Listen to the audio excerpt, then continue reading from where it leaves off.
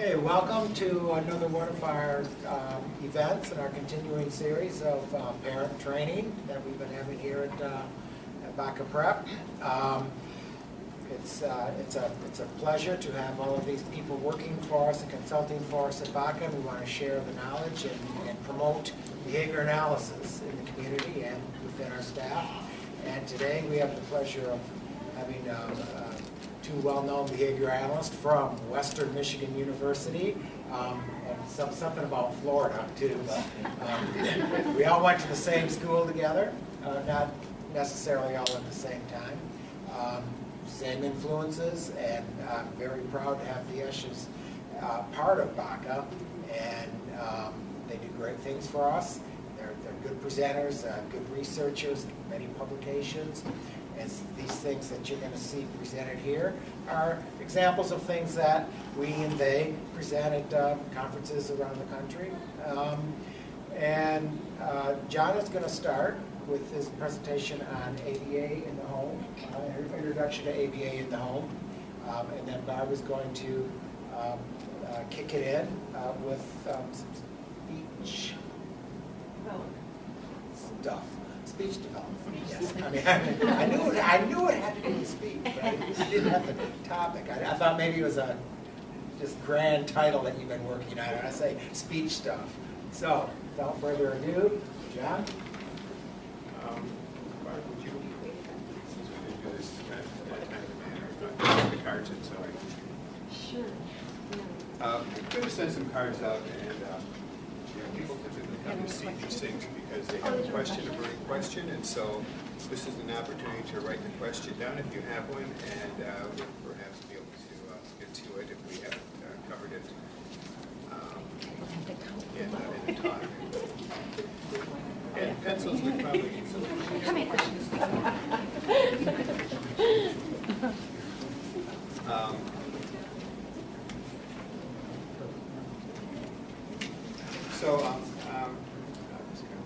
I'm going to give you a few minutes, just a few minutes to kind of,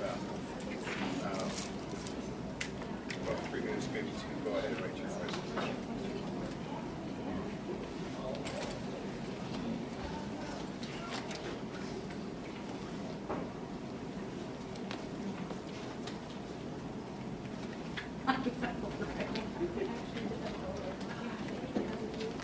No, I'm just going to, take care of the detail of it.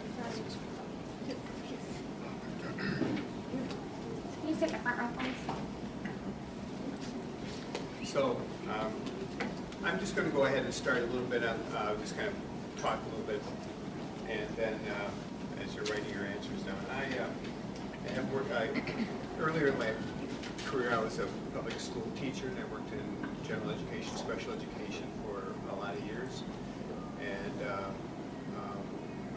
then went to school at Western, and got really interested in behavior analysis, and did some things with behavior analysis in school, and then we moved to Florida and started our company, and we're down there for about 16 years and decided it was too nice of weather, so we had to come back up here to where it was really better for us, where we actually have season changes. So I'm just going to briefly talk about some things. You guys can probably tune this up because you already know about it, but just some behavioral characteristics of autism, of a person with a diagnosis of autism. Primary one is impaired communication. They have trouble asking or naming things and making inferences. There's also usually restricted or unusual preferences for food or objects. They have a lot of stereotypies.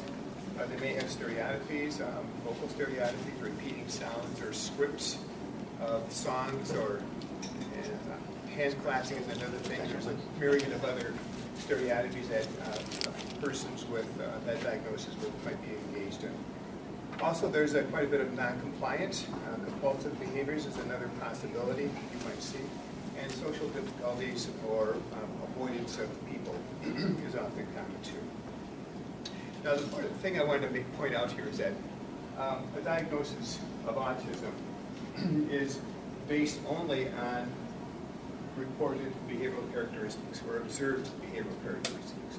To date, there are no genetic markers that we know of that we can identify, say, yeah, this person has or a diagnosis of ASD because of that marker. So the characteristics, so that the diagnosis of ABC or ASD is not independent of the behavior that we're looking at. So the question is always, well, if you get rid of the behavior, does the person still have a diagnosis of ASD?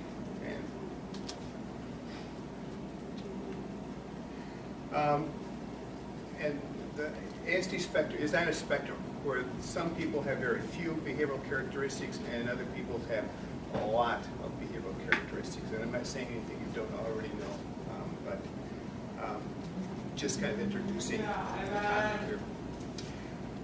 The other thing is I kind of want that you already know, I'm sure, is that applied behavior analysis is the only method that directly deals with the behavioral characteristics that define autism, a diagnosis of autism.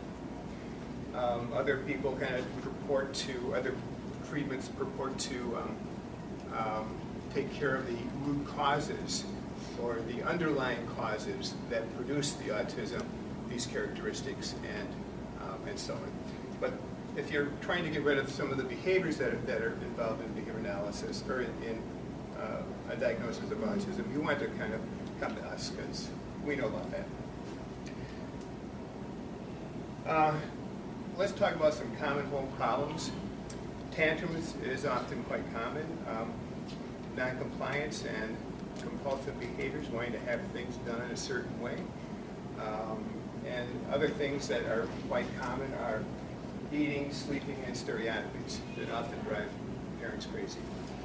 I'm not going to talk, the ones down here are ones that you probably need to have some professional help, and BACA has some NET services that might be useful for that. Yes? I'm sorry, can you repeat what stereotypies again is?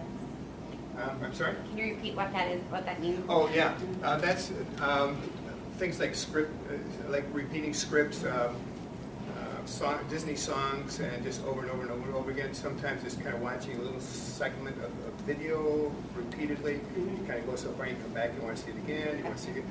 Other kinds of things that happen is that some kids like to see lines, and so they'll just track plane services or vertical services, and we had other kids that kind of like vertical or horizontal services and vertical services.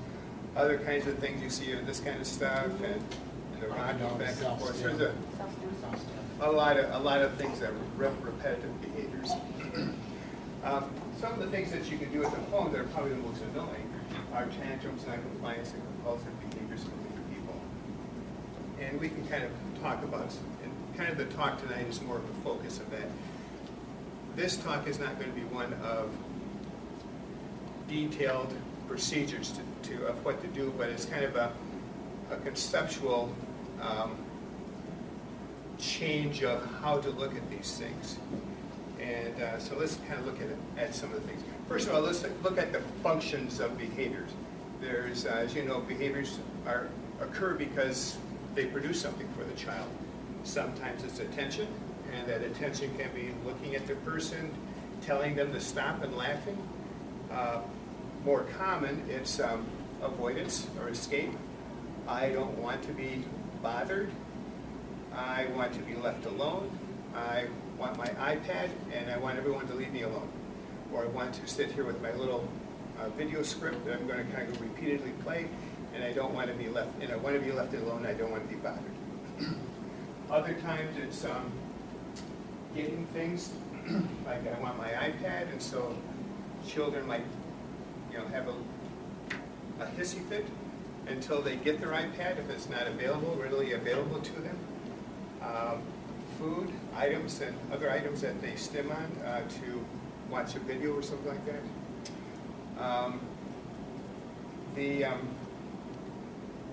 And also sensory kinds of things, videos and sounds and things, and other kinds of stimuli, auditory or visual stimuli. So there's a variety of things that children, that function as problem behaviors for children.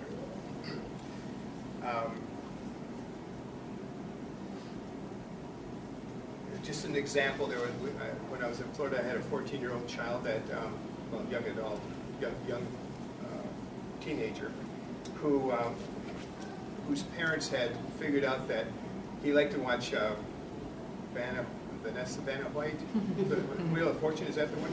Yeah. Okay, Wheel of Fortune. Is that the one? Or you have to you have to add? Okay. So they had probably hundreds of VHS tapes, Wheel of Fortune programs. And when the child came home after school, he wanted something to eat, and he wanted VHS Wheel of Fortune tapes on all the time until he went to bed. If mom wanted to see something else on TV, he would get major mad and would destroy the, the home and often hurt mom. So these are the kinds of compulsive behavior, ritualistic behaviors that have kind of gone too far and weren't taken care of earlier. Here's an example of a function. See if you can guess what the function of this behavior is. It's pretty obvious.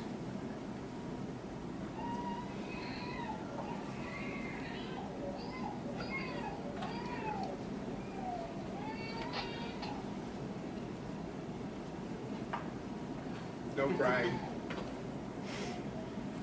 No crying. Crying. Yeah.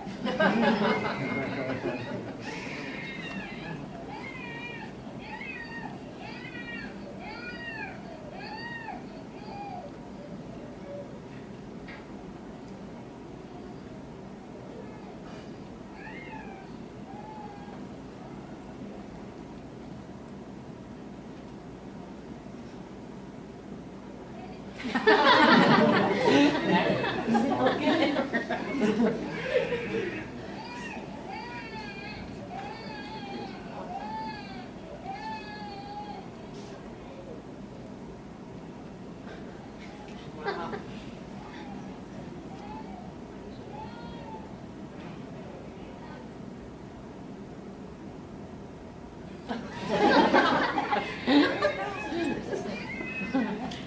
And they call it acting. Yes, yes. But so this is, just to kind of point out that attention for some children, whether they have a diagnosis of ASD or not, is really important. And if the behavior that results in attention is really annoying, it's more likely to get a lot of attention. And when I was working in the school system, we saw it all the time. When the teacher, some kid would stand up and the teacher said, "Sit down," and the kid would sit down a little bit. And excuse me. And then the teacher would go on, talk with other kids, or do the lesson. Then the kid would stand up and walk around, and the teacher would say, "Sit down." And so what was happening is that the kid was getting reinforced for standing up, and the parent or the teacher was getting reinforced for saying "sit down." And so what you see, if you graph it, you see the intensity or the frequency of saying "sit down" increase as the frequency of standing up and walking around increase. So they were kind of reinforcing each other's behavior. So one behavior is standing up is reinforcing the teacher to say "sit down," and saying "sit down" is reinforcing the child for standing up. And they say this, and those of you who have maybe children that kind of want a lot of attention, that's kind of what's happening. Is that if I think I talked with one parent here whose child kind of was like puts his finger in light sockets, and that presents a problem for the parent because it's not safe, but it's a lot of attention for the kid too. And so you might see some things, and I'm going to say this is the case because we haven't done an experimental analysis of it, but it's very possible that this is attention, maintained behavior, and and is increasing because of the attention that parents give it.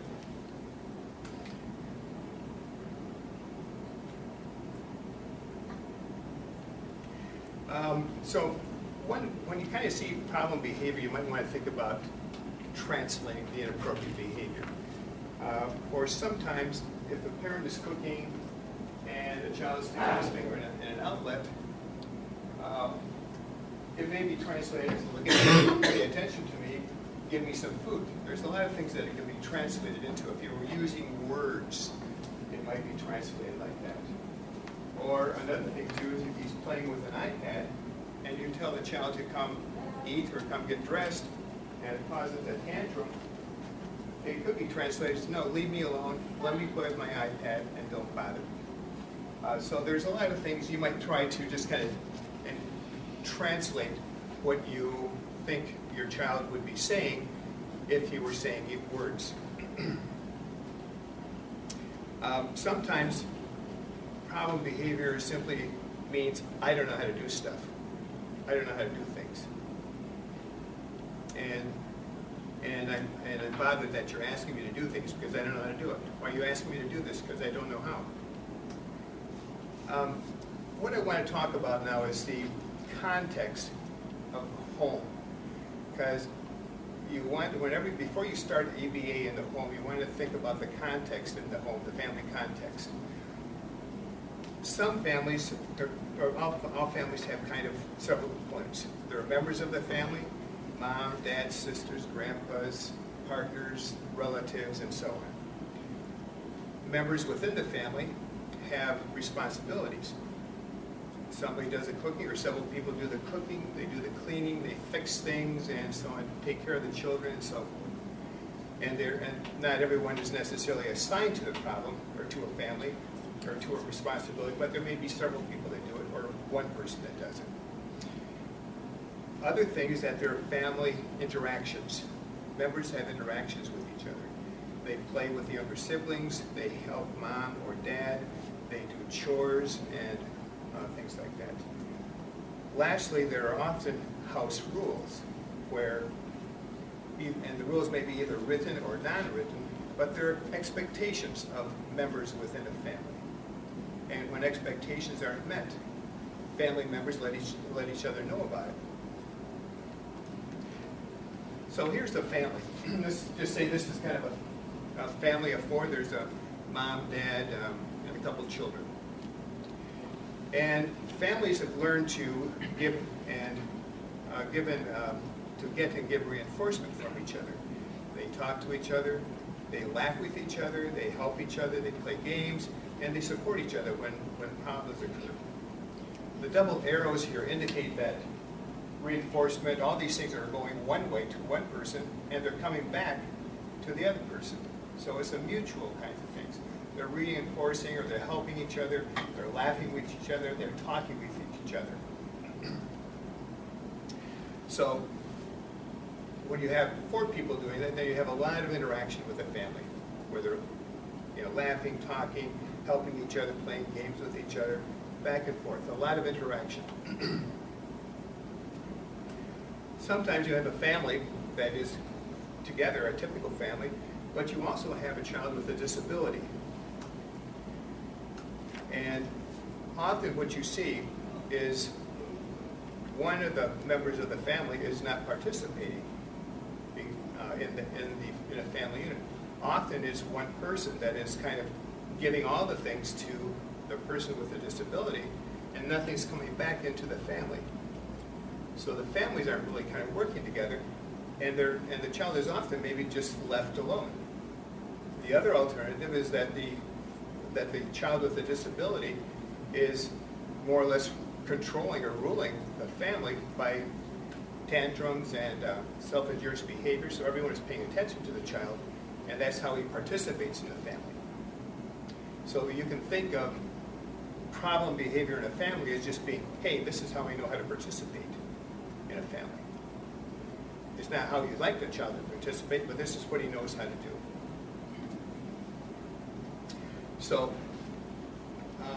what I want to do is I want you to think about a child with a disability in a family and kind of rethink about it, rethink about how we do it. So children, these are how family members participate. Some people think that a child with autistic or with a diagnosis can't do things. And that's why we don't ask them. If you kind of look back here, if this child doesn't have a whole lot of skills, he can't really kind of give back to the family. And so, and often I hear parents say, well, we don't have him do things because he can't do them. And this is where I think that we want to kind of start thinking differently about a child or a person with disabilities. We want to think that he can't do it. We want to change that to he doesn't know how to do it. So think of your child with a disability as capable of learning new skills, social skills and language skills. He's capable of doing this. Don't think that he can't do it because he has a diagnosis of autism. Think that he just doesn't know how to do it. Often, invariably, I go into families and we see different rules for the child with a diagnosis of whatever it happens to be. The older children, the child without diagnosis, they have responsibilities. They're supposed to be doing stuff in the family. They're participating in that back and forth, give and take kind of interaction. The child with diagnosis doesn't have any. And first thing that we tell families is you have to have one set of rules for everyone in the family. And you're going to have perhaps different levels of maybe a few different rules, but everybody in the family has to have rules to participate in that family. And the rules might be modified for a child with fewer skills at any moment. But everyone should be expected to participate in that family at some level. Finally, a child with diagnosis is alone because he doesn't like to interact with things or with other people. Rather than thinking about that, another way of doing that is to kind of think that, well, your child wants to learn to interact in the family socially, but he just doesn't know how. So, if I could kind of, a diagnosis of autism or developmental disabilities is not a reason to discount how your child should be participating. It may be he's not participating at a level that you like, but think that he can do things, he can learn to do things, he has rules in the family, he's participating, and being alone because of his disability is not an option.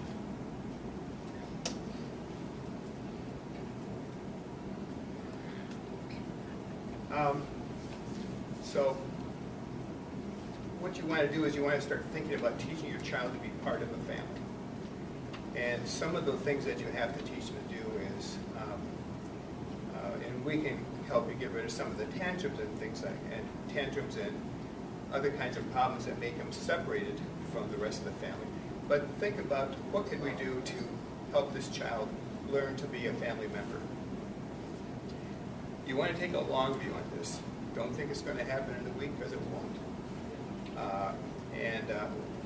So make whatever you want to do. Make sure you're expecting small steps, and you're going to do it in small changes.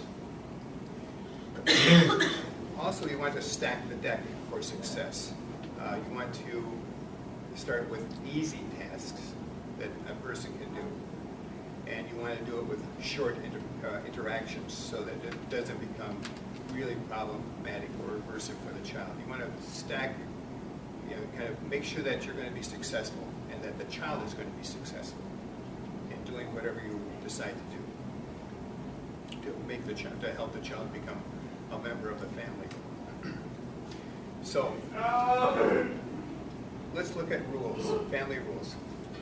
You want to build on current skills that he has to help family members, other family members.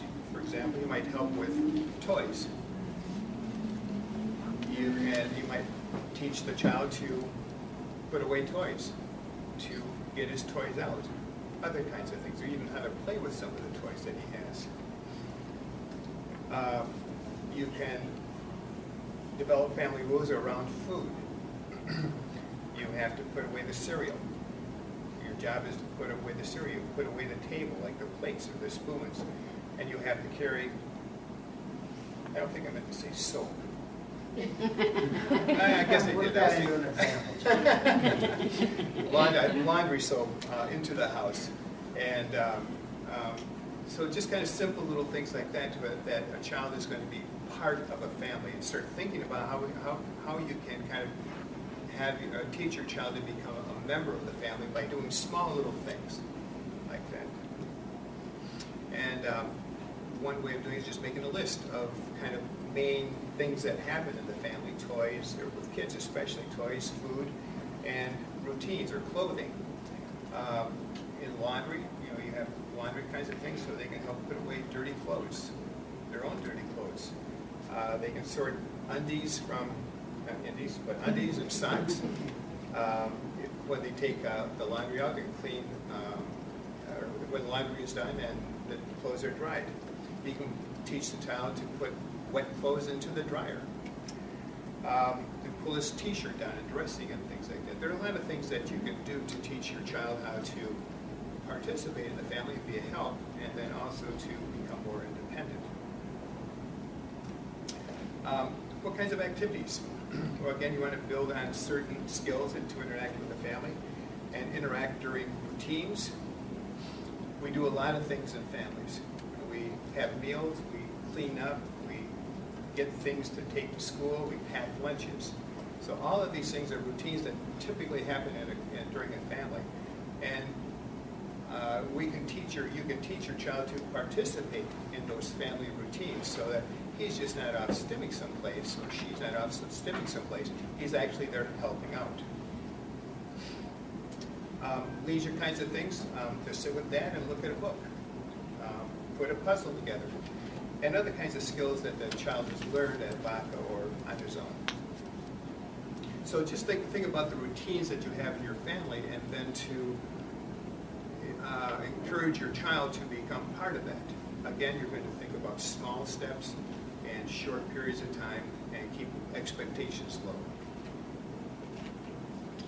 So, just behavior analysis is the science of learning, and ABA, or applied behavior analysis, is the application of that science.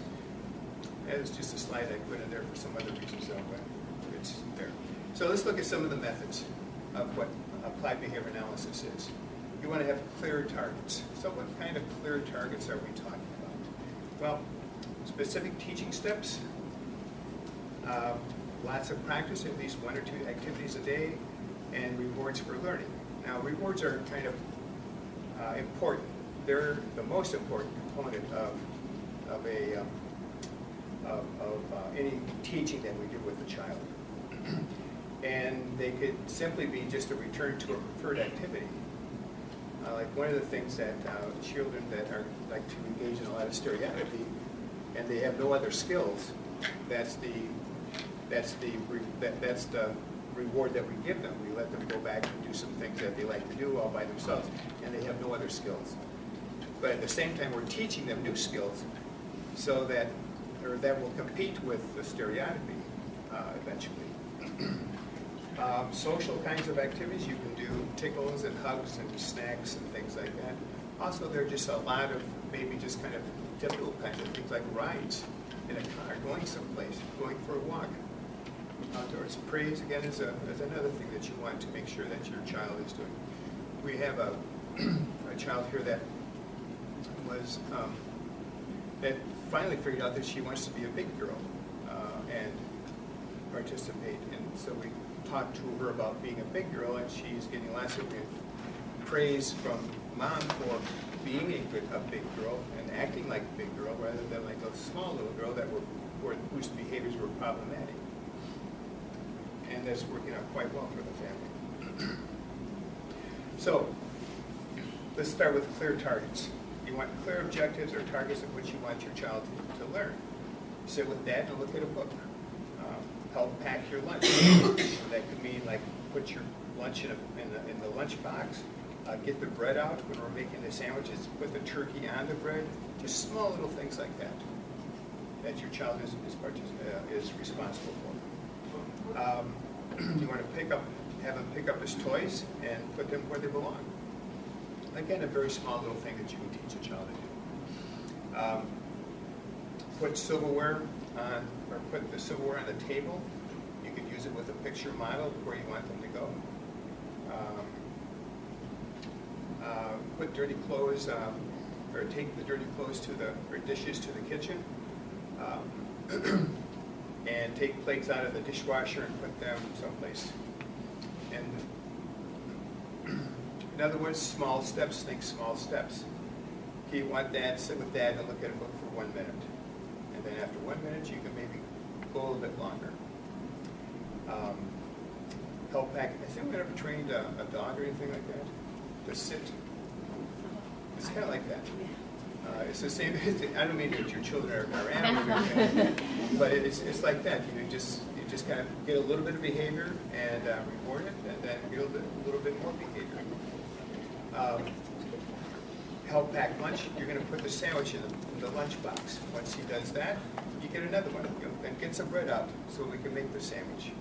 Put the turkey on the thing. So you just add little steps at a time until you have a child making lunch, or making this lunch the next day, and you guys can have a, you can sit there and have a cup of coffee while you're doing it. Pick up toys. You can have a child just pick up one toy and stick it in. If you're helping him pick up all of his toys, you're going to be doing it anyway at some point. So have him pick up one toy and put it in. That's all he has to do. And he gets a big reward of some sort. Then you can help, then you can kind of be lazier, or then you can just be not as quick as what you were before, and have him pick up two toys and put them in where they belong. You can have the child put spoons on the table, then knife and forks, napkins and plates. That's the job. He's participating in the family. That's his job to do, and that's the rule of everybody helps. You help Mom with the table. Take dirty dishes to the kitchen. And you can start out with taking your dirty dishes to the kitchen, and then you start having him take everybody's dirty dishes to the kitchen, little by little. Take Mommy's dirty kitchen. Take your dirty dishes to the kitchen. Oh, by the way, can you take my dirty dishes to the kitchen too? And then take plates out of the dishwasher and put them. Well, you can start with plates, and you can put the plates on the counter, and then after that, then you can take the glasses out and so on. So just little bitty steps, easy to do. Doesn't take very long. There's lots of praise and recognition for being part of the family, and then just start increasing it a little bit more. Lots of practice. There's no rule, but make sure that he has lots of opportunities to practice this skill every day. Several times a day, and do it every day. You have to be consistent with that. If his job is to take the dishes out, he takes the dishes out, his dishes out every meal. Rewards for learning. Again, return to most preferred item. Tickle snacks. Make sure that there are plenty of heavy rewards for doing these things. And help your child how to do things. So this is kind of the teaching part of it. And those of you who have had typically developing children, you do this instinctively. The child is beginning to walk up the steps. You're holding his hand and you help him walk up a step. So you have to help a child do something that he doesn't know how to do, or that he doesn't do really well. So if you're telling him to put the plates away, you might want to point to the plates. If that isn't working, it probably won't. You want to show him how to do it. Here, do this. You take the plate out and put it on the counter. And if that doesn't kind of evoke any behavior, then you help him take the plate out and put it on the kitchen counter. And then make sure the rewards are big, and that you recognize that he was helping and you're really grateful for it. So this is kind of the general format of how you want to think about doing things, and you've already done these things if you have typically developing children.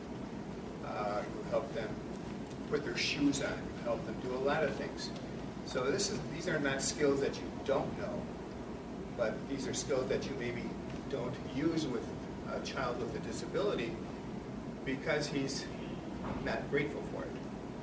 And, or he presents problems when you help him do it. And you just have to kind of, think differently about your child. He's not doing it because he doesn't want to. He doesn't want to do it because he doesn't know how to do it. And he hasn't been particularly sad or reinforced for doing those things. So, thanks.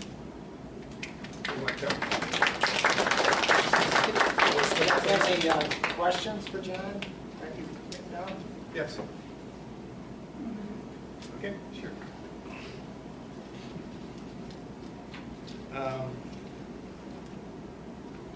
You want to do these now? You want to do what these at Barb? My 6-year-old son is has ADA or ADD. Okay, and he's having difficulty with completing the tasks in his first grade. Does can ABA help him? How can we help him to improve his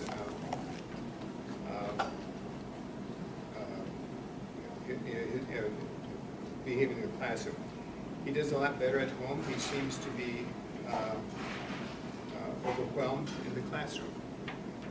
Yeah, ABA, like most of the treatments for children with an ADA diagnosis, have behavioral components to them. And the fact that he doesn't have any trouble at home, but he does have trouble at school, means that there's some problem in the school that is probably making it difficult for him to participate in the classroom. Again, it's not, his ADHD-ness is not a problem of his, it's a problem of the environment and in my opinion. And maybe he's, there are a lot of reasons. He could be given work that's too hard for him and that hasn't been sequenced right. Or, Carol, you can jump in any time here, and Dr. G too. There's a lot of reasons for it, but yes, ABA can help us. That's the question. Yeah, generally you're talking, first of all, when we're talking about is ABA appropriate for this particular child or any child, I think we want to understand that ABA really is applied behavior analysis. And there's a big difference between sitting down at a table for 40 hours a week and saying touch the and that standard discrete trial. But in many cases, many of our kids, our older kids, we're using ABA, using principles of applied behavior analysis to teach things, to break down skills, to reinforce, and to motivate them. But it doesn't look like what people might think of as ABA. And so that's the first thing. You're talking about a 6-year-old that is in school and has trouble with schoolwork. Is that correct? Yeah. So that's like John said. We have to figure out first do the assessment. What is the problem? Is it motivation? Is it you can say it's attention deficit, but what does that explain? So in other words, we might say, I'm not saying that that's not real. It can be, but how do you explain that? You say, well, how do you know a child has attention deficit disorder? Well, he doesn't pay attention. Why doesn't he pay attention? Because he has attention deficit disorder. So we kind of want to get to well, what happens if we teach him to pay attention? Does he still have attention deficit disorder? Just like John was saying earlier, if we relieve some of these symptoms of autism, does the child still have? So, and anyway, it's not a question that we could really answer right here and right now, other than to say there are certainly things that can be done. We'd have to figure out what is it's the attention, the motivation, the skill deficit. So the sequence of how it's being taught. Sequence, the material. How things are being taught. Yeah, and the goodness, this is like, for a while we had Ken Johnson coming in here from Morningside, and sounds exactly what, out in Seattle, he's got this wonderful facility where they do precision teaching and can really focus heavy on academics. We do that as well, although we can't say it's academics, our insurance won't cover it. But the point is there's a plethora of procedures that behavior analysts use for issues like that.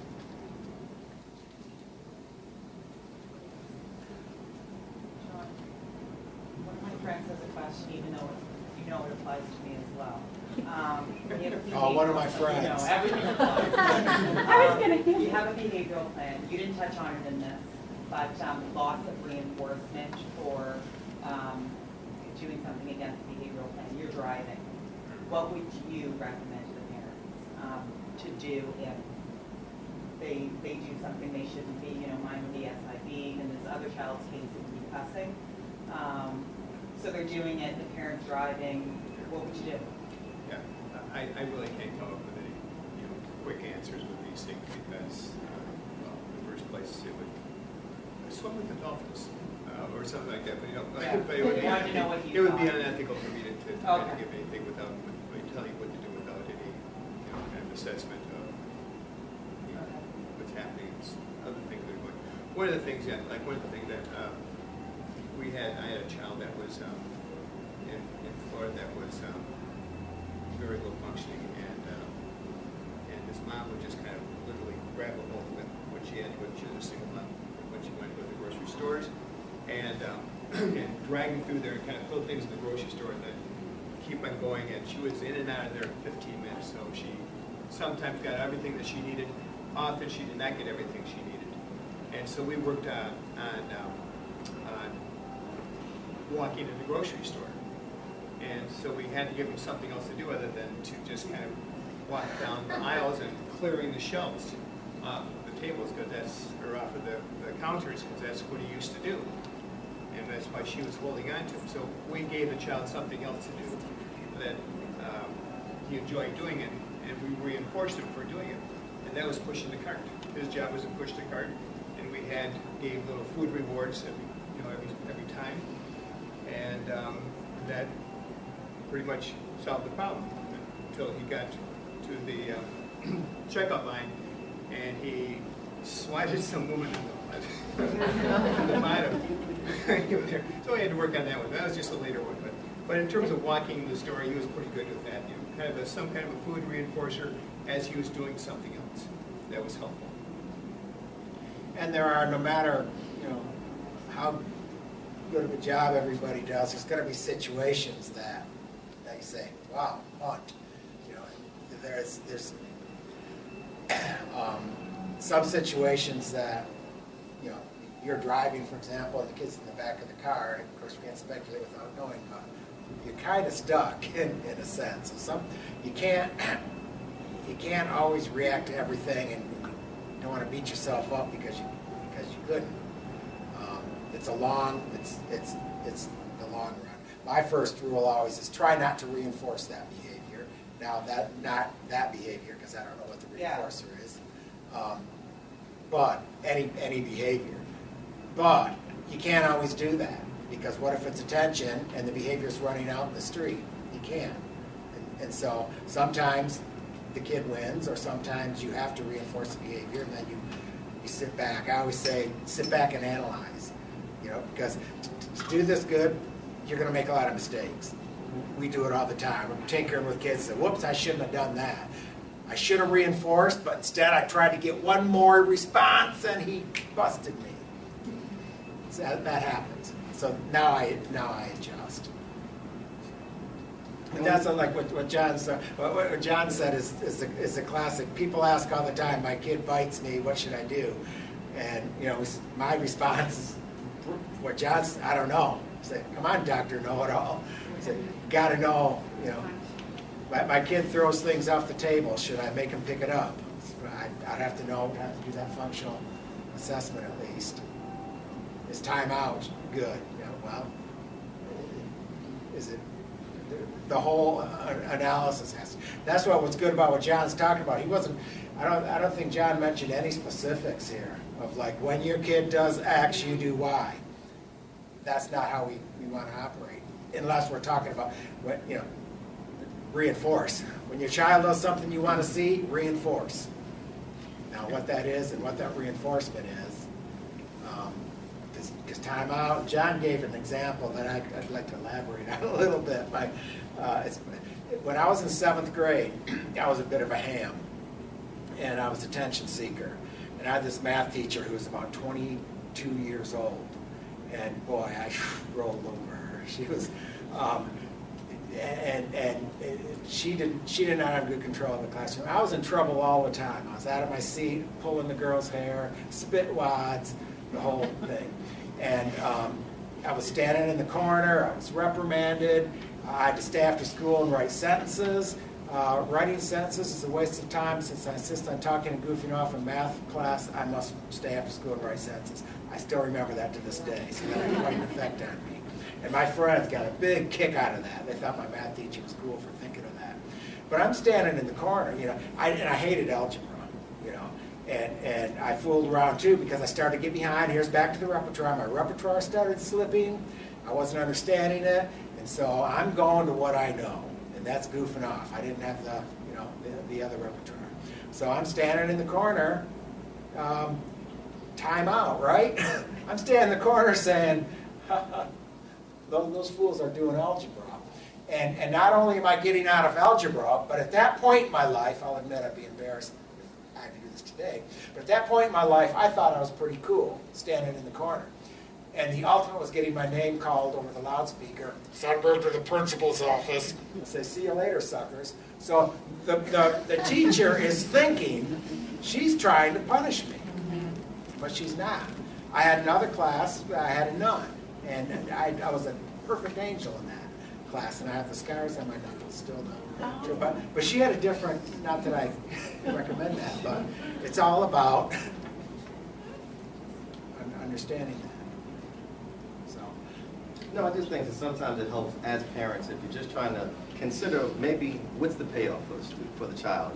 Maybe what was going on before he started having the tantrum or cussing or whatever the case may be. Maybe how you responded and how that may have played into the behavior. Overall, like everyone's saying, obviously we would have to have an assessment and really get a good look. But the main thing that I kind of advice that I try and give to parents sometimes is try and see what may be the driving force, what may be the function for that behavior. And obviously you're going to need to work with a professional, if you will, to really come up with the appropriate interventions. But just as a small piece of advice, just trying to see kind of what may be feeding the behavior and kind of working from there, kind of what Carl was saying, just sit back and analyze. And as far as where to analyze that, that's kind of what I would be looking at. What happened before the behavior and kind of what went on after the behavior. But just to summarize my point is that you want to have a family where people are, where everyone is kind of interacting with each other. And you have to have a child that has some capabilities of cooperating and doing some things that he wouldn't normally do. So you have to get the child, to do that, you have to get the child involved in family activities and routines so that they have something to do and they're compliant with those things. And then once you have those things, then some of the more complex things that we want to teach the child is the basis is there. You have a willing child that will sit and learn some things with you, and then you can start teaching some of the more complex things that might be around that needs to be taught. Barb? So I don't know if you know what the index cards are for, but if you have any questions for either John or about my presentation, feel free to jot them down. It's difficult, as he kind of pointed out, to answer specific questions like, my child does this, what should I do? But I will try my best to answer some of those. See, we do have a couple of specific questions. If we can't, and we think of something later, we can always get that information to you. So, my background, in my first life, I worked as a speech pathologist. My bachelor's and my master's degree was in speech pathology, and I worked for a long time in that field. I worked in public schools as a speech pathologist and in hospitals with infants. I had some patients that were small children and infants that almost drowned when they fell into families' pools in Florida. We lived in Florida. Or abuse cases, shaken babies that had now neurologic problems where they couldn't speak or swallow. And I've worked in nursing homes with older people and in their own homes, people that have had strokes and Parkinson's disease and head and neck cancer and the whole gamut. And in our consulting business, primarily now we consult to programs and families who have children with a diagnosis of autism. And what we really like to focus on is taking those people, children or young adults or sometimes adults who aren't speaking and aren't communicating effectively and try to move them forward. So, so let's kind of, I don't know, I'm kind of put this how you can help on here, and I don't know that I'll be able to answer as many questions as you have. Everybody wants to help their child learn to talk, no matter how old that child is. But hopefully this will give you kind of an overview of what we do when we're trying to help a child learn to talk, either at home or in a clinic or in a school setting. In the home setting, it's still an instructional setting. You are a teacher just like we are, and so there's some fun ways to do that. But what I'd like to do is to start out with giving you a little bit of information about what's involved. How do people talk? How hard is it to learn to talk? So I will point out to you that if you have no trouble learning to talk and you are an average person, you're born, and then you know, babble and do vocal play, and then you talk baby talk until about what age? Well, at what point do we sort of expect children to not sound like little babies and talk baby talk anymore? I mean, maybe 4 or around that time we start saying, gee, you know, he's hard to understand if there are too many errors. But think about, even if you say 3, you know, the average child should be speaking pretty clearly by the time they're 3. That's 36 months on the planet. How many days is that? And it's not like they're only practicing for 15 minutes a day. They're practicing almost every waking moment, as you all probably know. It drives you nuts sometimes. And so the mass of critical practice that is required to be confident at using this mechanism right here is huge. Learning how to speak doesn't seem very hard because most of us do it effortlessly. But it's a skill way harder than learning to golf or play basketball or type or do any other motor skill, because not only are we learning a motor skill, but we're superimposing meaning and language, understanding, communication on top of that motor skill, which of course we don't have to do so much when we're playing golf or playing the piano or whatever. So the basic gist of how you talk is that you make sounds, and then you observe those sounds. If you're not hearing impaired, you do. And something about that sound sounds right. We call that automatically reinforcing. And because it sounds right, we do it more. That's kind of why we learn to speak like our parents speak. So if you've got French parents that live in Moscow, the child is going to learn to speak French. If the parents are speaking French, it doesn't matter where you live. So you observe the sound of your verbal community, and because of all the pairings that occur with the sound occurring at the same time that they're giving care and talking to you and delivering nice things, those random sounds that human beings make to the baby or the child, the speech learner, begin to acquire some reinforcing value. That's pretty much it in a nutshell. Well, this is the mechanism, the physical tools that we have to learn how to speak. And so here we have, let me see if I can move over here. We have our two lips here. You're looking at the side view. Outlined in red is the tongue. And this blue line here is your throat. We call it the pharynx. And this is the back wall of your throat. That's the part that gets sore when you get a really bad cold.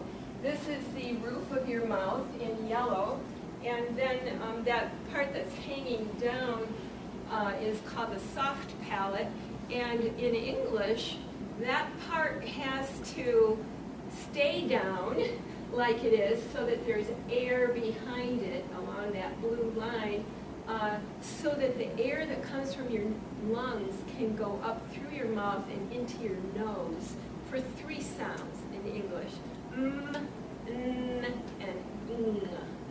And for all the other sounds in English, that soft palate has to close, has to come up and keep closing off that distance, that space up to the pharyngeal wall, so that you don't sound like you're talking like this, so that your air resonates inside your mouth and not in your nose. So I'll show you a little bit of what that looks like with some common vowel sounds in English. And you'll notice here this, some things to watch for is the jaw or the mandible, the lower jaw, has to kind of move up and down to accommodate the tongue movement. Not very much though, and that's why when we're teaching kids to talk, we don't say ah, because it moves the mandible out of position, which affects the position of the tongue, and you'll never get fluent speech. And fluent speech is 3 syllables per second. And so here are the vocal cords. So all the vowels are vocalized. We need our vocal cords to make the sound, unlike sh, where we don't need our vocal cords for that sound, or t, we don't need them for that either. But for all the vowels we do, and so these will vibrate. We'll see a little bit of mandible movement to accommodate tongue movement. We'll see some lip movement for like ooh, that has to kind of come together. And then the soft palate, the yellow-green area, you'll see it going up and closing off that space at the pharyngeal wall.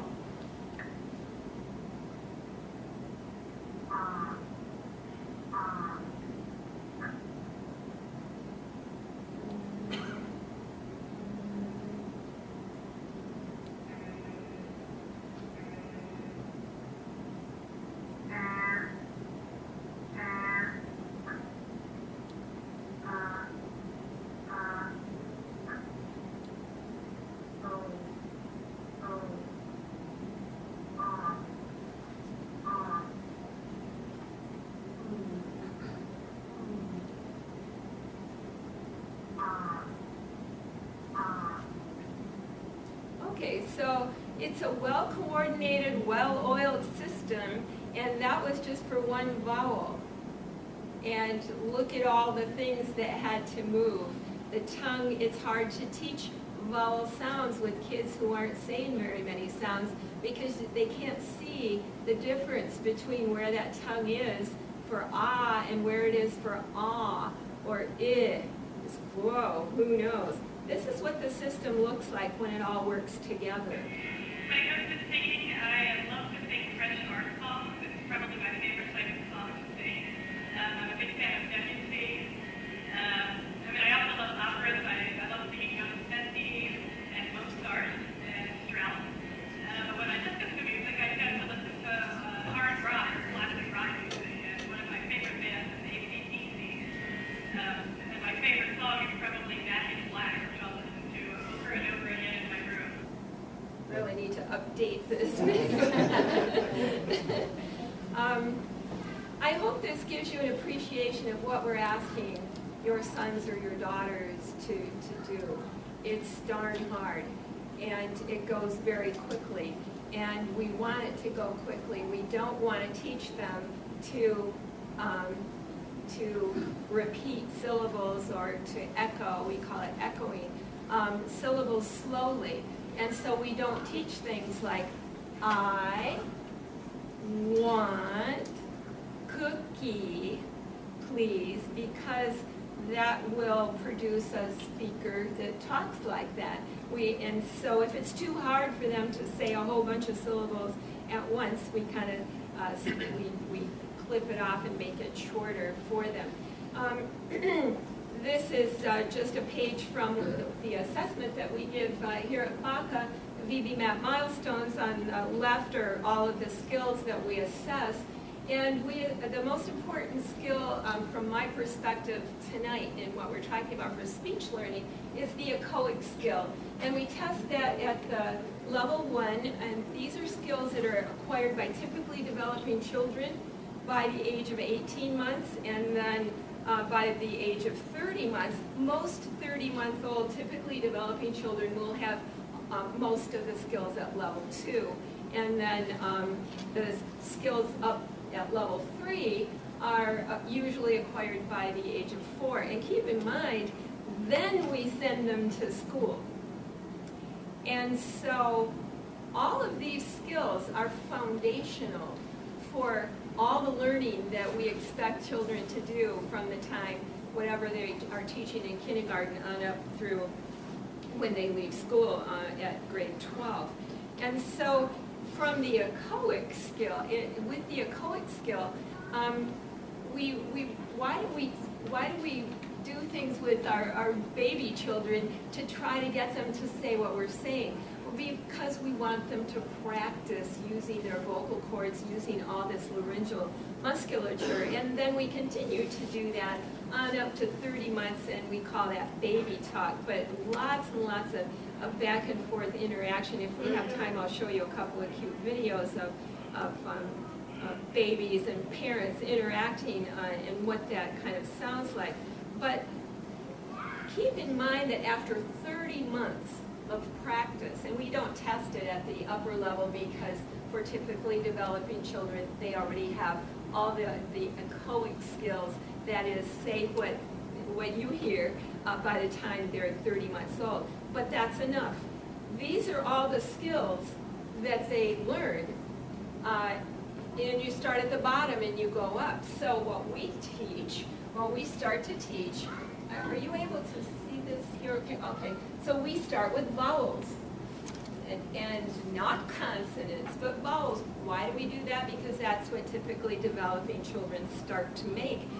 They start making vowel sounds first, and then we move on up to syllables, and then we have them repeat those syllables. You'll see some video of that today, like ma and mama, and then varied syllables like mommy instead of mama, daddy instead of dada. Taco is one where the vowel changes from one syllable to another, and it's real hard because so does the consonant change. And so you've got 4 sounds in the word taco, and you've got four different sounds, not just 4 sounds, 4 completely different sounds, which means 4 different tongue positions. And it has to move very, very quickly in milliseconds from one position to the next. And so I don't spend very much time having children look at my mouth. In fact, sometimes I work behind them where they can't see my mouth. Or sometimes I'll cover my mouth and have them, because they have to start listening to what they hear. The auditory sound stimulus that they hear has to become primary. That's what drives the echoic responding and the speech learning. And then on it goes. Let me just skip. Well, I will tell you, but the reason I put this slide in here, let me get all this in, is that it doesn't matter what age your child is when they start to learn to talk. From a teaching perspective, their prognosis might not be as good if they're 18 years old and they've never spoken, versus if they're 2 or 3 or 4 or 5 years old and they're still not speaking. Simply because they have a long history of doing a whole bunch of other things other than talking.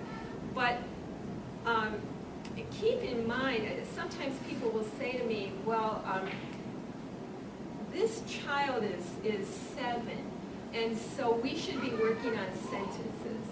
And so I'm going to have him say, I want cookie please, and I want to go outside, and all those, sentence level requesting.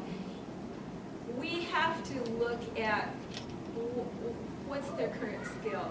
If their current skill is about at the single syllable level, or they're having trouble saying taco all by itself, that's where you don't say the same syllable twice, like mama or bye-bye or dad-dad, but it's actually a little bit about, if they're having difficulty with that, I don't care if they're 19 or if they're 9 or if they're 2. That's where we start. And so usually that makes teachers pretty happy because they can be more realistic about what the current skills are and what they should expect.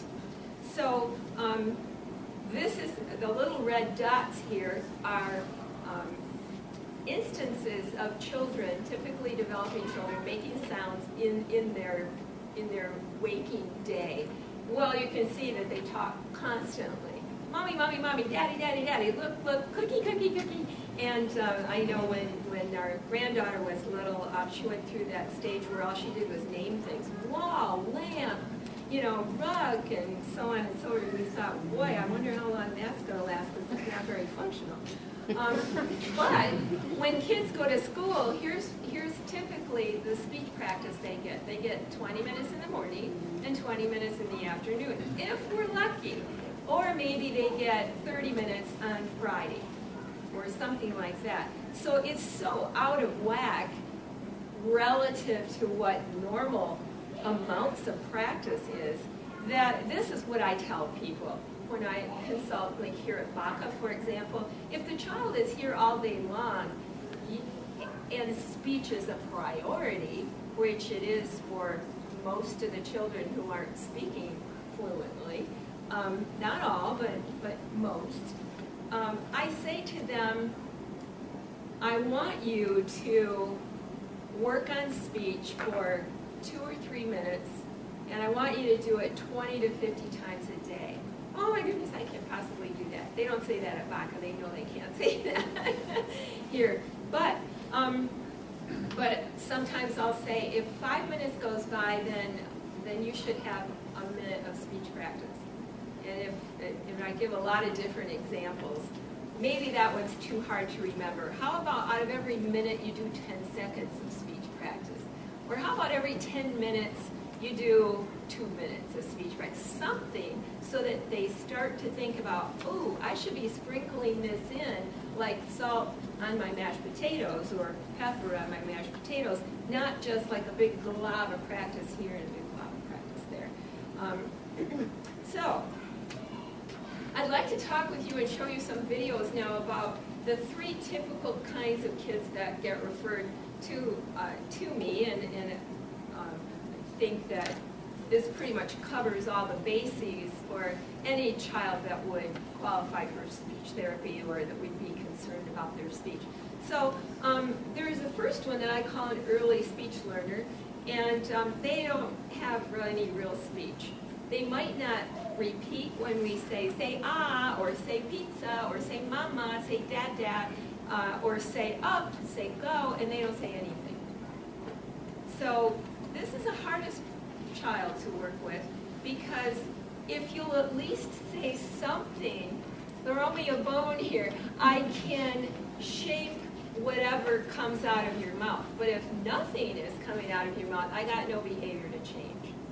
And so we got to get some behavior going. And by behavior, I'm talking about vocal behavior, not problem behavior. So no real speech, very few vocals, and no echoing. Well, the bottom line is you need more vocals to work with, more sound making. So I should have started with the formal procedures first. Let me go down to that. There aren't very many researched, efficient and effective ways to teach children that aren't speaking that aren't echoing and aren't repeating to start doing that. There just aren't. It doesn't matter whether you're talking about speech therapy, the field of speech therapy, or the field of behavior analysis. In the field of behavior analysis, which speech therapists read and look at and use many of our procedures, we have a procedure called stimulus pairing, which is, I'll show you a video. You make a sound and you deliver some fun thing to the child. That's all there is to it. Vocal variability training, which John has published some papers, a couple of papers in this area. And there, in fact, there are only 2 published studies, one of which was the one that we published in, I can't remember what year, 09 or something, and then one in 2013 on using vocal variability training with children who had low vocal, no speech behavior. And what we're trying to do there is we would use that with a child that says the same thing all the time. No matter what you say, they say but. Say pizza, but. Say ah, but. And it's just, so there's not enough different kinds of sounds to work with.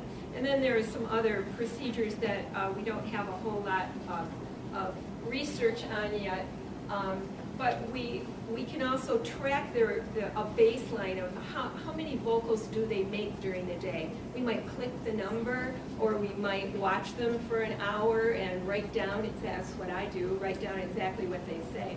But in terms of informal, in terms of informal procedures, we do a lot of those. And these are things that you would do kind of intuitively, like that just kind of, yeah, that makes sense. That's what I would do with my child. Pairing adult speech with fun activities. Peekaboo, look at me, putting stickers on your face, face painting, face-to-face singing. You'll see a video of a mom doing that with her child. Some listening training, and audiologists do that when they're testing hearing. They teach children how to listen for the sound and then drop the block in the bucket. Listen for the sound, and then we give you a lick of a lollipop or whatever. Make a sound, you get a lollipop lick, and you'll see one of our trainers here at Baca working with a little girl today, in fact, and I got a quick video of it where she's making some sounds, trying to get the little girl to make some sounds, and then delivering some real fun stuff. Those are called some pairing activities. Whether they respond or not, we still like to follow it up with good things. This is a little boy that is working with his therapist, and we had lots and lots and lots of tantrum behavior, biting, kicking, spitting, pulling hair, and he had learned at his young little age that hanging out with adults meant that was a worsening condition in his life. My life's about to go south here. This is not going to be fun. And so what we're doing here is trying to get him to, number one, attend to the human and to respond to what the human is doing and saying. And so he's one of those early speech learners where talking isn't fun, it's super hard, I have no idea what you want me to do, and I can't wait to get out of here. And we're beginning to teach him the foundation value for sound, which is a foundation for speaking, and early signs to request whatever he wants. And I think they were using this sign for music. And then we also had a little task on the table that would usually evoke problem behavior. So let's take a look at this. You want it,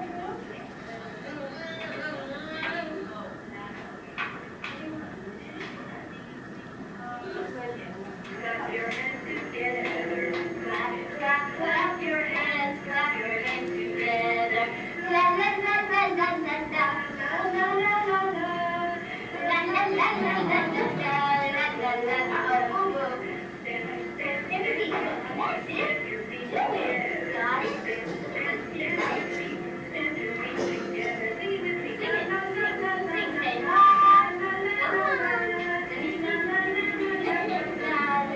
it.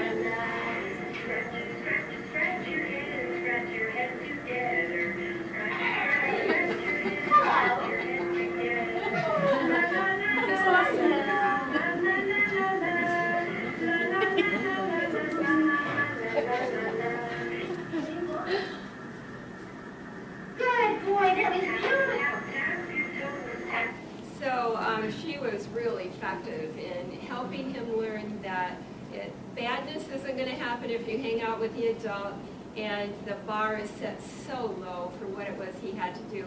Speech-wise, this was not a speech training lesson. It was before that. It's trying to establish some value for human interactions as well as for human voice.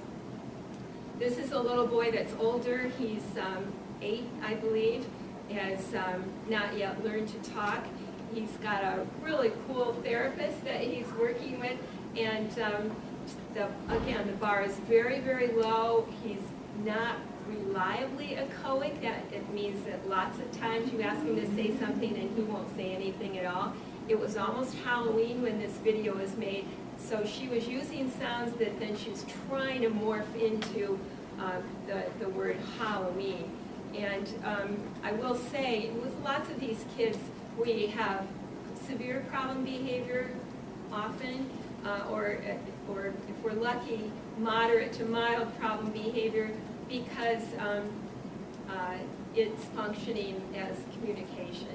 And speaking is such a valued skill in our society that so much of our reinforcers are tied to our ability to get those by communicating and not just grabbing. And so he's a little guy who engaged in a lot of self-injurious behavior as well as aggressive behavior until this therapist came on the scene and they got a behavior analyst in there to consult with the family and begin to work with them.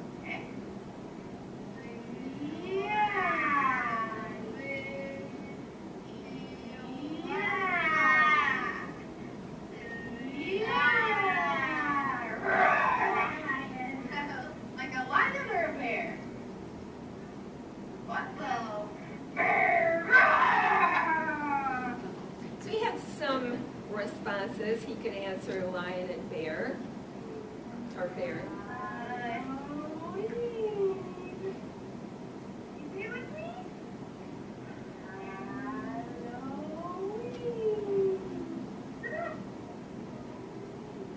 Oh, good job!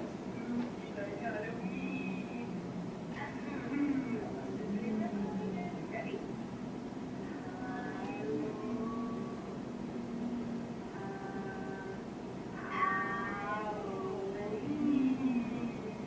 Oh, that was really good. So these are trials. They're teaching trials. She stopped when she lost him. He went off on some other planet there for a minute. She kind of waited for him to come back and then presented the model. Let's see, I think we can. So this is me working with a little guy a few years ago for a study that we published on stimulus pairing. I put it in here because it's short, real short, and I wanted you to see what that means. We are assuming when we use this procedure that human voice is not a reinforcer. It might not be the worst thing in the world that they've ever encountered, but it's not pleasant enough or valued enough that it evokes any behavior on their part. So we're just kind of assuming the reason they're not talking is because they're not attending to the sound, so the sound can't acquire any value, and therefore when they randomly make some sounds, those ones that have been paired with this good stuff kind of will get selected into their whole repertoire, their skill set. That's what happened to all of us. And so all of the French sounds or the African sounds or the Russian sounds or all those other sounds that we could all make when we were first babies, we got rid of all of those because they weren't reinforced in my family. English was reinforced. So pairing sound that we think is either neutral or less than neutral with some fun activities. This little guy liked bubbles. Look! That.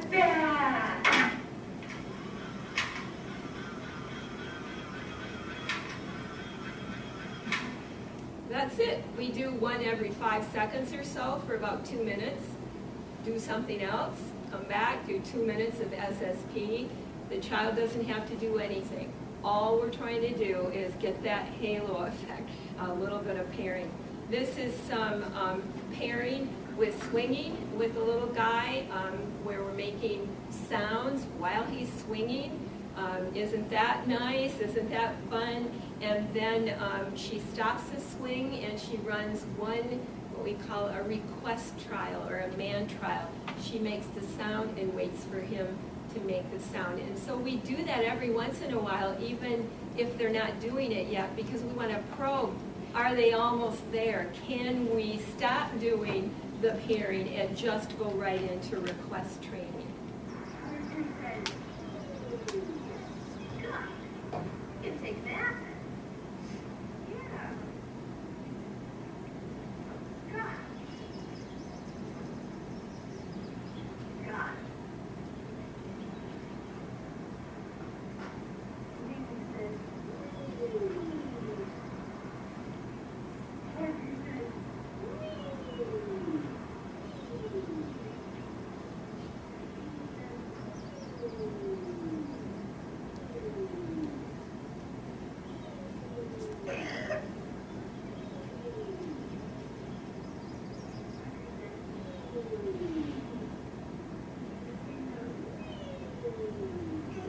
There we go. Good. So look at how many trials it took to get one reinforceable response, how long, how many minutes that took. But, you know, then he was on his way. You'll see a video of him a little bit later. So here we have a child at about kind of still at that really, really early learner level with mom who works tirelessly to try to help her daughter learn to speak. And I wanted to show this video because she's singing with her. She's singing to her, and the bar is really low. We'll take anything that comes out of your mouth right now because we want you to exercise all these muscles, all this mechanism, and we want it to be in a fun kind of a context. Oh, they're not, excuse me, they're not speaking English, which you'll clearly know right away. Sedi lepo, tako. Sedi. I sada, hoćeš da pevamo? Hoćeš? Čekaj da pevamo pesmicu. Ajde, hoćemo. Na kraj sela žuta kuća. Žuta kuća, hoćeš? Ajde. Na kraj sela žuta kuća, ti, žuta kuća, ta, kućica, u njoj sedi stara majka, ti, stara majka, stara majčica, majka ima jednu djevku, ti, jednu ta, jednu djevicu. Ima vredne ruke, ti, vredne ruke, ta, vredne rukice, bravo, hoćemo još jednu novu. Are you recording still? Yes. Okay. Ajmo još jednu, ajde još jednu. I don't read, no. This is the new one. Let's do it. Tata, kupi mi auto, bicikl i romobil, kupi mi medu i zeku, kolica, jugo i vil. Tata, kupi kolače, ajde, bombone i naranđe dve, bar jednu malenu zeku. Tata, kupi mi, tata, kupi mi, sve. And I kind of let that run on because, you know, the child stopped attending. I mean, this child has a diagnosis of autism. She just stops attending, and you all know what we're talking about, and from time to time. And so what does mom do? She, you know, it's still playful, it's still fun. She kind of jiggles her a little bit, you know, hey, whoop, come back. Pokes her on the chest a couple of times. A couple of times she waited for her to sort of reorient to her. These are things that are fine to do. And let me just make a quick point here that with what we want is a bunch of raw material, and that's what we're going for here. I don't care if you sing the song right or wrong. I just want you to be making a lot of sounds in a fluent, rapid manner. Her tongue, even though she was, not able to be really understood, even by her mother, who speaks that language, the tongue was moving rapidly, the larynx was moving rapidly, the soft palate was moving rapidly, everything was working like it was supposed to be working at the right speed. And she was producing a whole bunch of syllables on one breath, and so that's good. We don't want an inefficient production system where you have to take a breath after every syllable. It was at the right speed and fluent. And so why are we working on fun kinds of echoing like this? Well, because then we want to teach language, and we've got some words for that called man, requesting, tact, naming, and interverbal, more at the complex conversation level. But the echoic is what drives it all, the repeating what you hear other people say. Well, so then another group of kids that I often see are kids that have weak speech, but it's not under what we call verbal control. They might still not be able to echo or repeat me or their therapist, but they're making more sounds. They're making enough sounds that we can kind of grab a hold of that. So the treatment for that is to reinforce whatever we can understand they're saying as a request, but then try and clean it up with some echoic work. And I have some video of that. So here we have a little guy who was working with his therapist, and he finally got to the point where he would say something after the therapist would say something, but it was almost never correct. And that's what we expect in the beginning. I mean, it's a new skill. And so therapists will often, and parents to a lesser degree, because I think they're more savvy than a lot of the therapists that start working with kids when it comes to what, how high should the bar be, mainly because Carl comes around with a whip if they, no.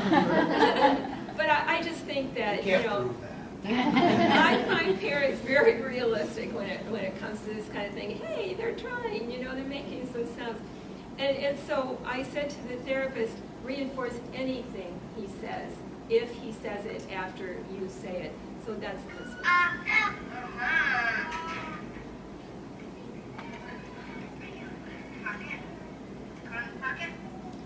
Because he was running away from the teacher. And he didn't want to be there, so at least he's here and he's putting his Mickey Mouse stickers in, and that's fun. And then she slides in the speech work.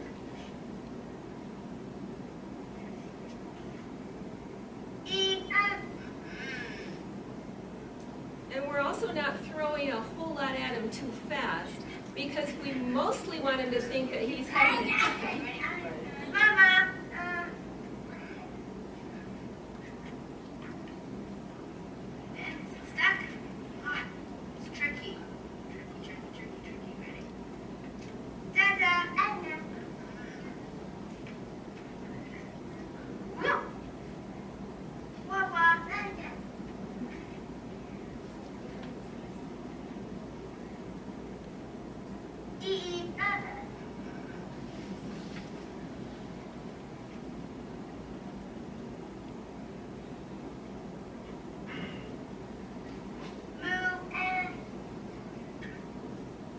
matching syllables, but he's not matching vowels and he's not matching consonants, but we don't care right now. He's given us a one-for-one kind of a response. So when we do echoic training, after he's at that point, then we begin to raise the bar, and we only reinforce it if it's precisely what I just said. We call that point-to-point correspondence. The sound I made is the same sound that you made. Or very, very close. But that very same word as a request or as a label for something, what's this, we reinforce it if you can understand it. We reinforce intelligibility. So, because why? Because that's where the power is, and we want them to do business with us.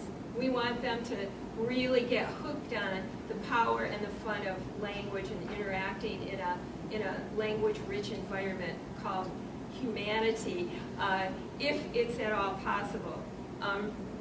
And so we reinforce it if we can understand it, and then we have the therapist pay attention to those times when they're requesting to see whether or not it's kind of going sideways, and then we clean it up during some echoic drill practice. Here are some short echoic drills. E, O, E, O,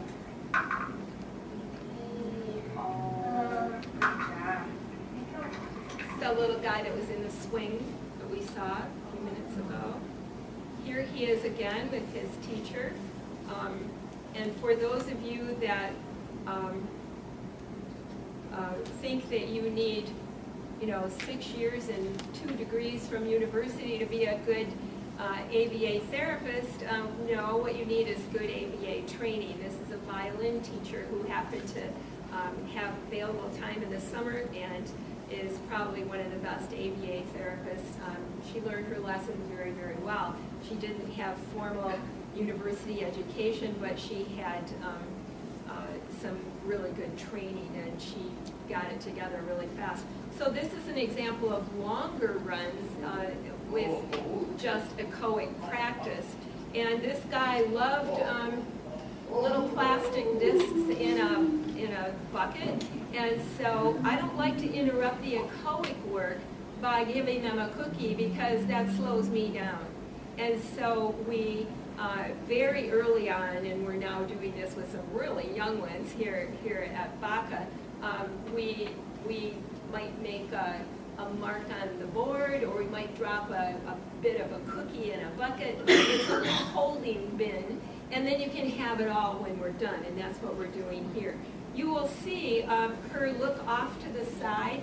What she has over here on the side of the wall are all of the things that she's going to say, all of his targets written in really big letters so that she can easily see what she's supposed to do. We don't have people take data when they're doing this kind of thing because it slows down the whole run. Ow. Wah.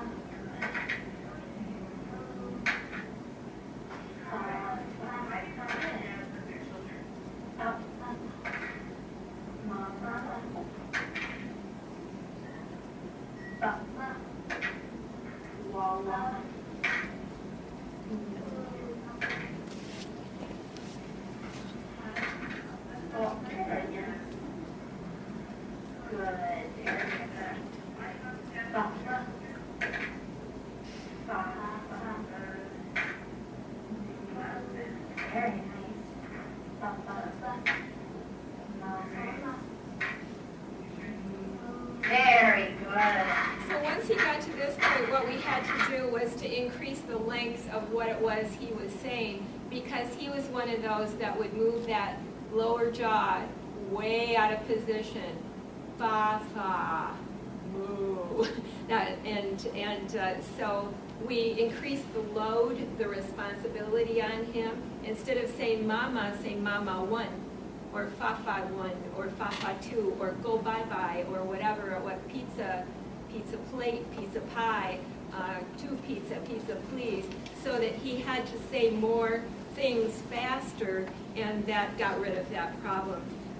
This is a little girl who is working with her therapist, and she's just doing very, very well. And I wanted to put this in because I wanted to kind of give another example of that speech work should look like fun. There is a smile on her face the whole time. Yes. And this is what it looks like. If they're crying and screaming, that's not the time that you want to work on speech. Speech should look, she thinks that she's playing with the teacher. the teacher knows that she's presenting some echoic work. And so what we're doing here is we're doing a little bit of echoic and request training, but what the real purpose was, I was there taking the video, this was just this afternoon, was we were checking to see how close can she match the target, and then we'll upgrade the targets from there. Boo-boo. Boo-boo. How about puppy? Yeah, good girl. Ready? Whoa, whoa, whoa, whoa. Say, do-da. I like that. Say, do-dee. Say, do-dee. How about da-da? Say, da-da. Papa? Boo-boo. Boo-boo. Want the tickles? We have another one. Row your boat gently down the stream. Say ee. Merry, merry, merry, life is but a dream. Say dee dee. Dee dee. Dee dee dee dee dee dee dee. So what we want is get in the ballpark, and we're checking to see how close are you in the ballpark. Keep having fun. Don't run away from the teacher. Stay with the teacher, and we look to see if that smile is on their face. Just wanted to put these in to kind of demonstrate to you. This is a work card that we give our folks to work from, and first fill in the yellow part, and we say, well, write in something that the child likes. So that's what we want to teach them, to ask for it first, because that's what typically developing children first do when they first start to talk, is they start asking for stuff. When they're first born, they're asking for stuff by crying, and you figure out really fast, no, that cry, he's not hungry, that's not what that cry means. And you begin to sort of know what the different requests sound like. And so now we're teaching English, an English request. Well, in order to say balloon, you got to be able to say one or both of the vowels. That's the first thing we check. So the prerequisite is either you got to be able to say ooh or And if you can't say either one of those, then we have a little vowel neighborhood chart, and we determine, well, how close can you get to one of those, and that's where we start.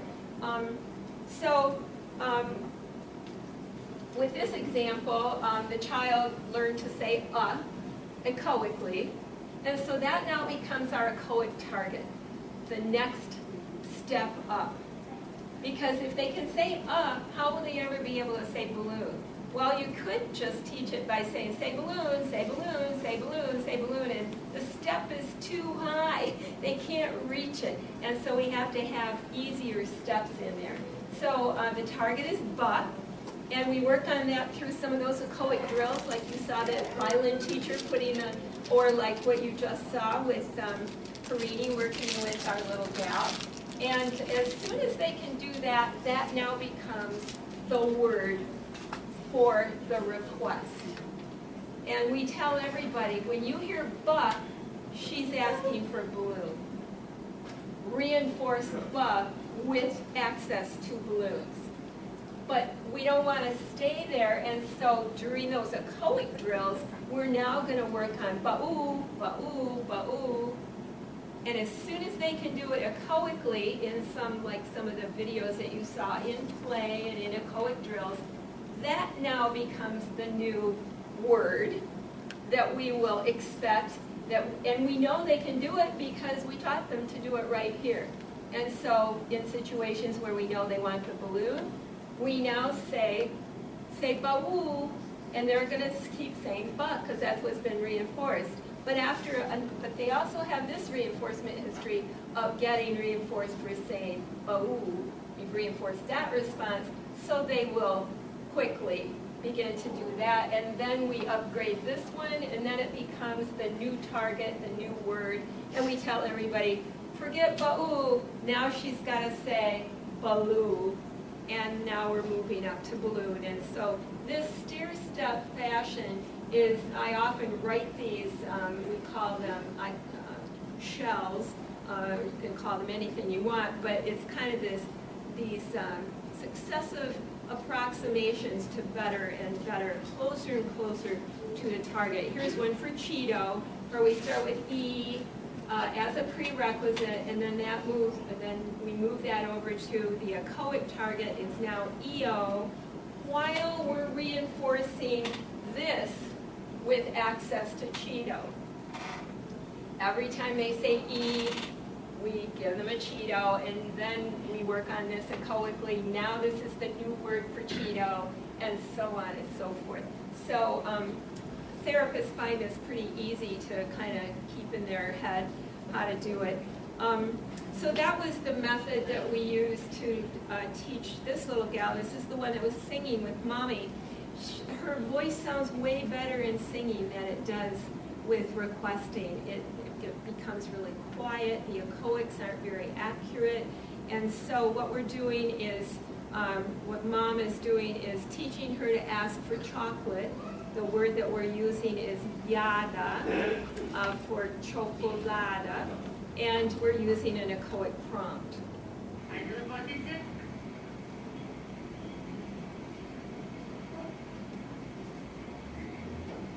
Yada. Yada. Yada. There was a little bit all by herself. And here we are again. Yada. Yada. Yada. And that one got reinforced because it was all by itself. So do I have a couple more minutes to finish up? I can't see. I think 5 more minutes. 5 minutes? Okay. All right. So good. So we get to our third level of speech learner. These are the easy kids to work with because they're already saying something, and all we have to do is clean up the articulation. So we simply do that through echoic practice.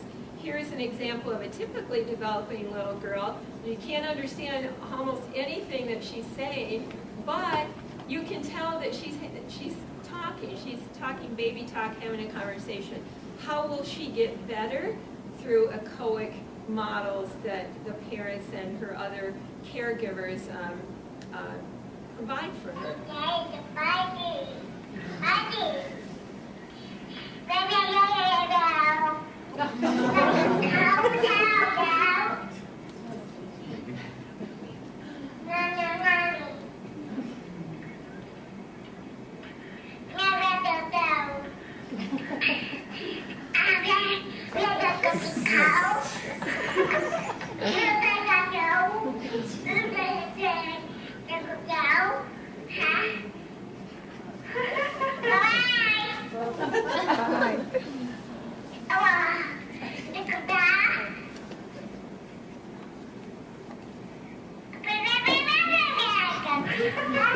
And it goes on and on and on. So this is the little boy that was working with his teacher with the Mickey Mouse sticker book, and we were reinforcing just anything that came out of his mouth. When he first came to us, he tried to run away. He often succeeded, and we brought him back, and then we went through the video that you already saw. We went through all that kind of practice. No, stay here, have fun. We're just going to work on Mickey Mouse stickers. I'm going to reinforce anything that comes out of your mouth. He's now learning like crazy, and so this is what we have at this point. We're still using echoic prompts to clean up his speech, but you can see that he now we're not just working on requesting things. He can also answer conversational kinds of questions. You'll see an example of that here, and he can name things. Okay. Which one does not belong? How come?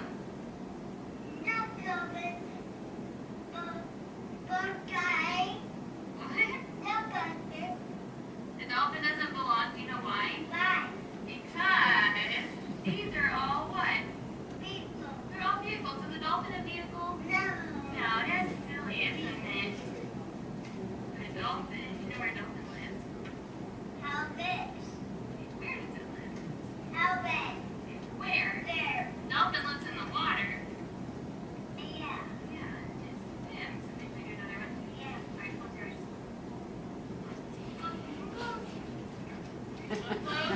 Deacon. All right. Now, which one does not belong? Monkey. Are you sure? No. You are? How come? No monkey. The sky. The monkey doesn't live in the sky? No. Can a monkey fly? No. No, but a monkey swings in the trees, doesn't he? All right, nice job. You're too smart, aren't you? So we still get a lot of echoics that are sort of inappropriate or unnecessary maybe, but he's, zooming way past that, and he's obviously going to be an effective speaker. And I'm so glad that we had an opportunity to work with him, because we were able to show the therapist that you got to start where you got to start, and don't go too fast, don't make it too hard for him. And even now, he's still talking baby talk, but he's not being held back with all the other things. For goodness sakes, he can tell you that all these things are vehicles. And I think this might be our last slide, or our next to the last slide. This is kind of putting it all together. And what you'll see mostly in here is baby talk, but mommy is okay with that, and mommy provides a lot of echoic sort of redo, well, that didn't sound just right, let's try saying fishy again and see if it sounds any better. But this is what we really want you to do. We want, whether your child is older, you wouldn't use such a book, but you'd use some other leisure activity that they like. But we want it to look like some normal activity, but we want you and therapists to keep track of what level is it, what skill level, so that we know where to go next. What do you mean? Look, what is that? What do you mean? What is that? What is it? A birdie? Birdie. What's this right here? The fishy. Fishy. Over here. Oh, what's this? What? A frog. Birdie. Where's the fishy? Where's the fishy? Ball. Yep, there's the ball. Where's the fishy? Fish, yeah. Okay. Butterfly? Butterfly? Okay. Bring a ball? Like the ball, yes. So I'll just finish up with kind of a little summary here. So if the child is consistent with saying something, even though it might not be exactly accurate, we do mostly request training. We reinforce all of the early stuff that they say. We keep the bar really low, and then we very carefully sequence our targets on top of that, and we can send all of that information home to you if you find that useful. And then we do a lot of precision training with echoics. But if we don't have all of those echoics that are in the repertoire, if they're not talking very much or not at all, and there's no repeating skill, then we do three things. The first thing we do is provide them with a communication system, because that's more important than talking, believe it or not. We would prefer that the communication system be speech. Why? Because it meets 5 criteria. It's fast, it's easy, it's cheap, it's always with you, it's accessible, and other people can understand it if they speak that same language. So when we're looking at an alternative bridge over to speech while we're working on all these preliminary speech skills, we need a bridge. We need something that will allow them to be effective and powerful in their environment. And so we call that an augmentative, sort of a helper communication system, and sometimes it's an alternative system. It takes the place of speech while we're working on this. And how do we evaluate those? We look at those 5 criteria and see which one of all the systems that we're considering, sign language, picture selection, whether it's on a computer, an iPad, or a piece of cardboard, whatever, how many of those 5 can we get to? Is this system that we're considering as an alternative and as a bridge or a temporary communication system, is it fast to use? Is it easy to use? Is it cheap? Is it easily carried with them, just like our voices? Is it always with them? Is it accessible? And can other people understand it? For some children, that leads us towards sign as the temporary system. With other children, asking those questions leads us to a picture selection system. So we can't know what's right for each child until we kind of look at all those various criteria and on an individual basis. And then what we do, in addition to that, as we're teaching them to communicate, we develop strong motivation for hanging out with people and for accessing stuff that they want. Food, toys, leisure items, activities, and all of those sorts of things. While we're doing all of that, we work on increasing the vocals that they're making through a lot of play activities, and we track that and keep track of, is it increasing? When is it time to throw in, to move over to the other side and start doing some of the direct echoic practice? So I hope that this has given you a kind of a little bit of, we're not going to talk about the program development right now, but hope it's given you a little bit of background about what we do and hopefully some ideas about what you can do as well. I think since our time is over, what I'll do is whoever asks these questions, we'll happy to stay here. Everybody needs some more questions. Yeah, and we'll ask for more questions. If you want to stay and ask questions, we'll certainly be here. And I don't know whether people are ready to go or not. I don't want to hold you if most people want to leave. But so I won't ask for group questions unless you all stay there and somebody raises their hand. Yeah. Is it common, or like at what point, like, my daughter's talking now, she's saying stuff, like at what point, I feel like she, is it common to switch from like your consult to John's consult if you feel like maybe it's behavioral? Does sometimes that happen?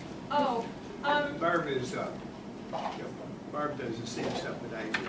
yeah. You do, okay. I thought you go, I'm just wondering, do you switch a lot of times to focus? Like, I just wonder if my daughter is behavioral No, the now. focus You know what I mean? will be the same. My PhD is in behavior analysis. Okay. And so, and we've worked together long enough, and John has, lots and lots of experience in doing speech development programs for kids as well.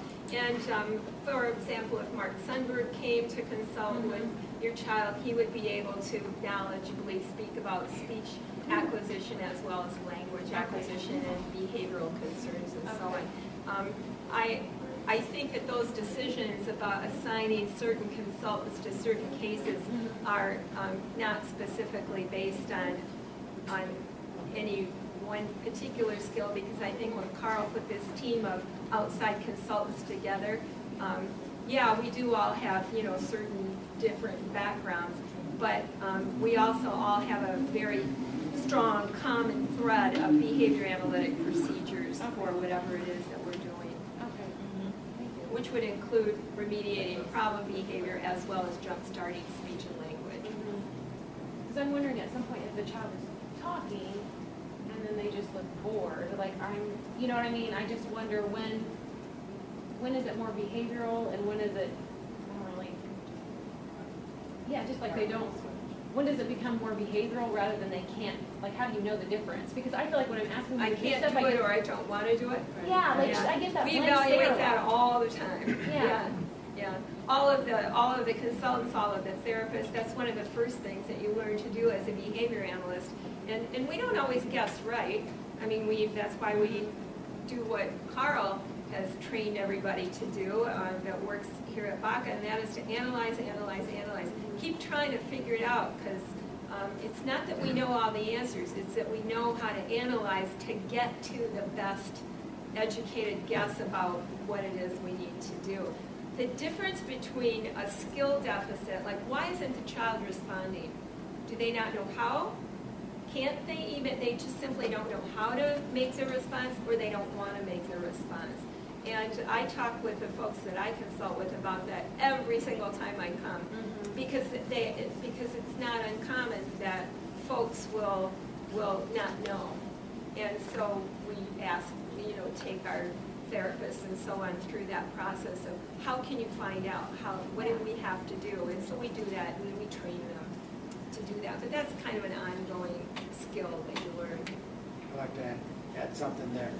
When we're saying, speech or behavioral, I think then we have to look at two types of behavioral. Is it, like Barb was saying, is it motivation, I don't want to, or is it behavioral in the sense of I don't have the skills? And there's a lot of kids that